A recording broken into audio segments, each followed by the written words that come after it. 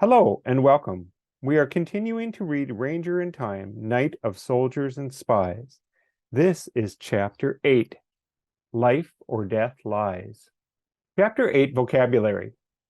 Number 1, numb, deprived of the power of sensation, unable to feel anything in a particular part of the body. Number 2, ravines, deep, narrow gorges with steep sides. Number 3, etch, to permanently fix in one's memory. Number 4, stern, of a person or their manner, serious and unrelenting, especially in the assertion of authority and exercise of discipline. Number 5, scowl, an angry or bad-tempered expression. Number 6, translator, a person who translates from one language into another, especially as a profession. Number 7, jeering, making rude and mocking remarks, typically in a loud voice. And number 8, fortifications, defensive walls or other reinforcements built to strengthen a place against attack.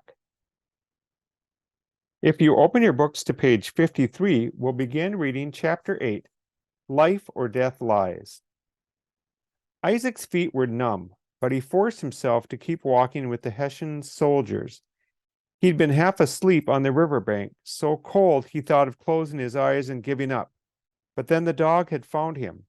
The Hessians had warmed him at a fire until he was painfully awake.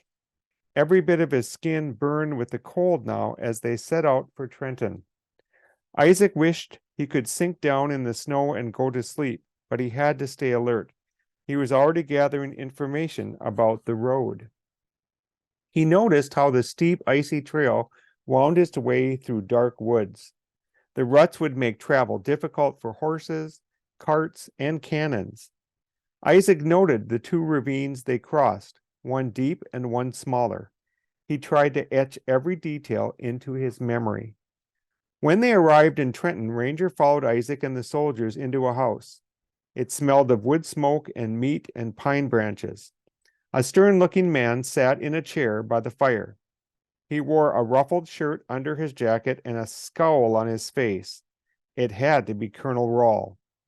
Isaac started to speak, but one of the soldiers held up a hand and said something. The other man left the room, and a few minutes later he returned with a different soldier who spoke both German and English. This man would serve as a translator. The soldier nodded for Isaac to begin, so he launched into the story he'd rehearsed. He said he'd been chased by a Patriot patrol and tried to escape across the river. But then the ice broke. Isaac paused so the soldier could translate.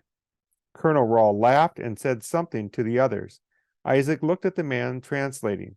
"We check the ice every day," he said. "We test if it is safe to cross." "Not yet." Isaac nodded. He tried not to look interested, but this was important information. It was just as General Washington feared. The Hessians were only waiting for solid ice to form. Then they would cross the river and attack. Isaac swallowed hard and went on with his story.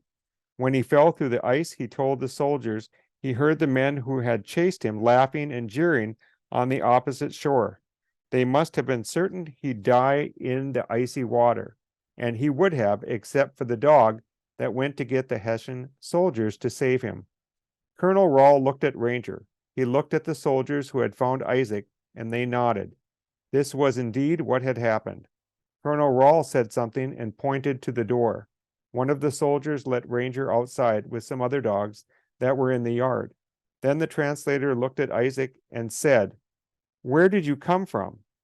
Isaac's heart thudded, but he forced his voice to stay calm as he told the rest of his story. How he'd escaped from the butcher who enslaved him and been hired as a British spy. How he'd spent time in Washington's camp and was here now to report on the activities there. The translator explained all this to Rawl, who said something in reply. The translator looked at Isaac.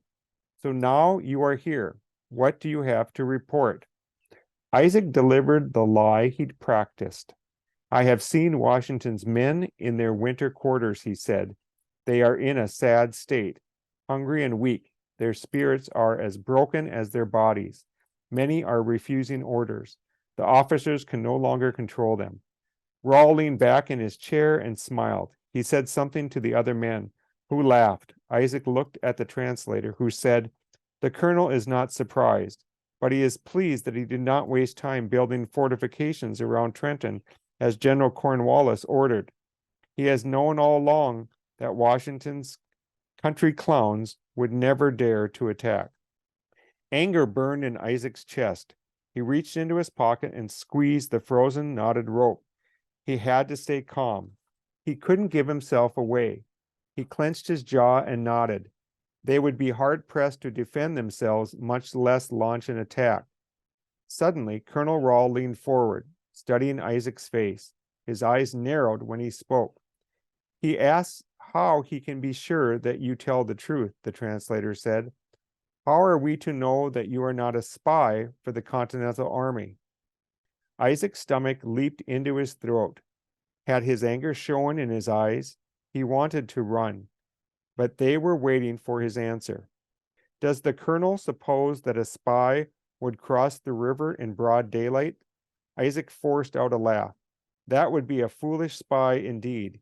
He felt Colonel Rawl's eyes on him and looked away, out the window. Ranger was there, playing with the Hessians' dogs. A young soldier was tossing snowballs, and the dogs were leaping to bite them. Isaac pointed. "Surely your hounds would have sniffed out a patriot dog in their ranks." Colonel Rawl looked out the window just as Ranger leaped into the air to catch a snowball. It exploded into a shower of snow that stuck to the fur on his chin. Ranger sat down and pawed at his frozen white beard. The colonel smiled. Then he turned to his men and spoke. The translator waited, then asked, "Can you get close enough to observe Washington's men again?" "Of course," Isaac answered. The man nodded. "You shall stay with us tonight. In the morning, when your clothes are dry, you will go. You will return to us in 3 days' time to share all that we need to know to launch our attack." Chapter 8 Comprehension Questions. What information does Isaac get regarding when the Hessians are planning to cross the Delaware River to attack George Washington's Continental Army? Sample answer. Isaac learned that the Hessians are waiting for the ice on the Delaware River to freeze solid before they cross the river to attack the Patriot forces. Question 2.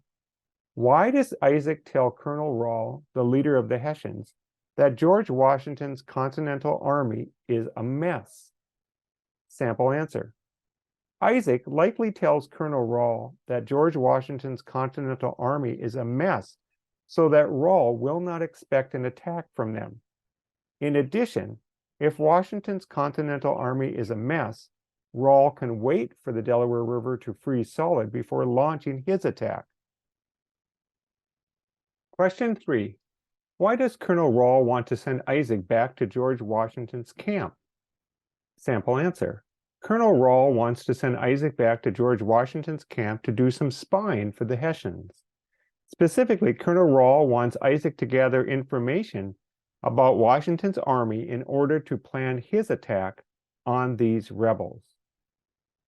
And this takes us to chapter number 9.